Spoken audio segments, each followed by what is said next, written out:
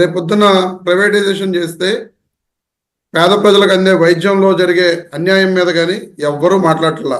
కేవలం జగన్మోహన్ రెడ్డి గారు మాట్లాడిన మాటల మీద ఎవరైతే ఈ పీపీపీ మోడ్లో కాలేజెస్ని తీసుకుంటారో ఆ తర్వాత మేము అధికారంలోకి వచ్చిన తర్వాత, ఎందుకంటే ఆయన ఖచ్చితంగా జైల్లో వేస్తామన్నది ఎందుకు, ఈ పీపీపీ మోడ్లో జరుగుతున్నదే అవినీతి అక్రమాలు.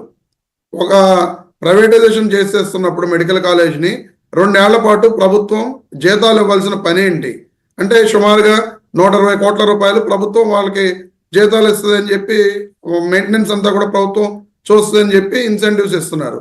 ఒక ప్రైవేట్ వారికి నిజంగా ప్రైవేటైజేషన్ చేసేస్తున్నప్పుడు ఈ విధమైన ఇంత ఇన్సెంటివ్స్ ప్రభుత్వం మెడికల్ కాలేజీల్లో ప్రభుత్వ పరంగా రన్ చేయాల్సిన కాలేజెస్ని ప్రైవేట్ వాళ్ళకి ఇస్తున్నప్పుడు ఇవ్వాల్సిన అవసరం ఏమిటి?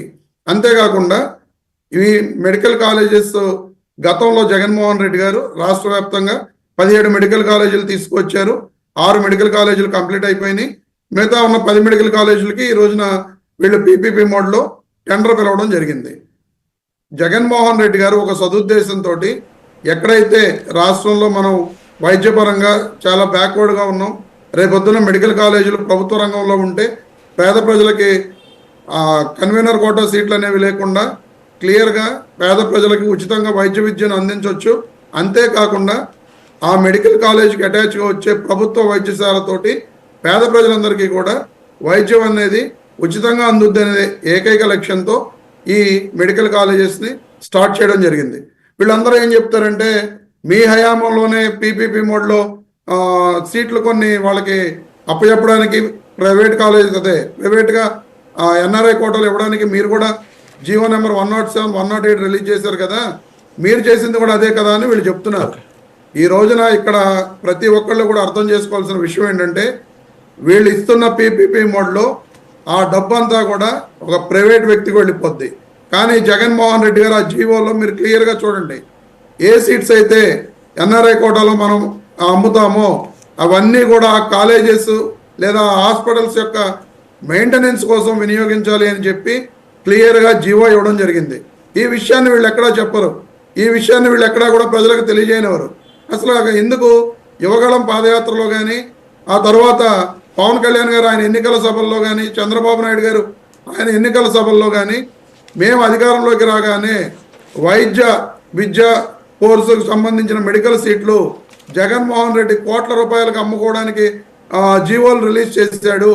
ఆ జీవోలను మేము అధికారంలోకి రాగానే రద్దు చేస్తామని చెప్పి, జీవో నెంబర్ 107, 108 రద్దు చేస్తామని చెప్పి వీళ్ళు ప్రతి ఎన్నికల సభలో చెప్పారు.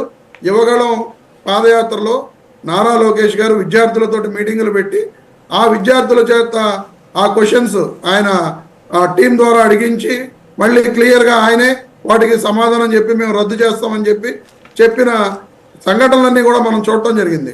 కానీ ఎన్నికలు అయిపోయిన తర్వాత, ఈరోజు అధికారంలోకి వచ్చిన తర్వాత జగన్మోహన్ రెడ్డి గారు పెట్టిన ఆ 48% సీట్స్ ఎన్ఆర్ఐ కోటాని అది కాకుండా మొత్తం పూర్తిగా ప్రైవేటైజేషన్ చేసేస్తూ పీపీపీ మోడ్లో ఈ కాలేజీలను ఇచ్చేయడం కారణంగా పేద వైద్య విద్యార్థులకు లాస్తో పాటు ఉచితంగా వైద్యం కూడా అందదు అనేది జగన్మోహన్ రెడ్డి గారే మా ప్రభుత్వం మా పార్టీ యొక్క నిశ్చిత అభిప్రాయం. ఈ రోజున మేము దీన్ని వ్యతిరేకిస్తున్నాం అని చెప్పి ఏదో మీరు అందరూ కూడా, అంటే మీరంటే మీరు కాదు, తెలుగుదేశం పార్టీ కానీ కూటమి ప్రభుత్వం కానీ వీళ్ళందరూ కూడా దుష్ప్రచారం చేస్తున్నారు.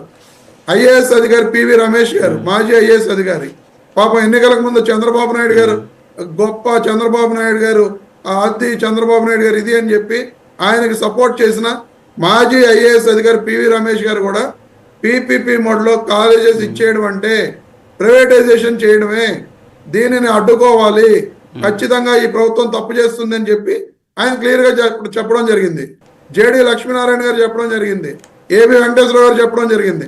చంద్రబాబు నాయుడు గారిని సపోర్ట్ చేసిన ఎంతోమంది వ్యక్తులు ఇవన్నీ ఇది తప్పు, ప్రైవేటైజేషన్ పీపీపీ మోడ్లో ఇవ్వద్దు అని చెప్పి క్లియర్గా చెప్పినా సరే ఈ ప్రభుత్వం మొండి వైఖరితో ముందుకు పెడుతుంది. అందుకే జగన్మోహన్ రెడ్డి గారు క్లియర్గా చెప్పడం జరిగింది. ఎందుకంటే